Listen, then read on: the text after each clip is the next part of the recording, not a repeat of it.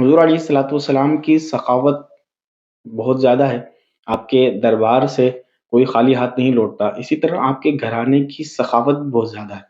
سیدنا امام حسین رضی اللہ تعالیٰ عنہ سے متعلق جہاں ہم کربلا کے واقعات سماعت کرتے ہیں، صبر کے، بہادری کے، تو وہاں آپ کی سخاوت بھی بڑی مشہور تھی۔ ایک مرتبہ ایک تندرست غریب شخص آپ کے پاس آیا اور اس نے اپنی غربت کی شکایت کی، عرض کی، آپ نے فرمایا تھوڑی دیر بیٹھ جاؤ۔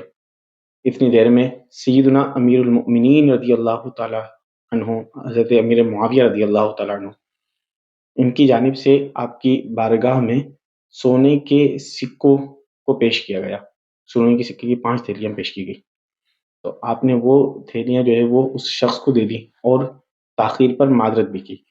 یہاں پر جو ہے وہ سیدنا امیر المؤمنین رضی اللہ تعالیٰ عنہ امیر معاویہ کی امام حسین سے محبت کا درس بھی ملتا ہے، اور امام حسین کی سخاوت کا بھی پتہ چلتا ہے۔ اللہ کریم ہم سب کو امام حسین کی سخاوت سے حصہ عطا فرمائے۔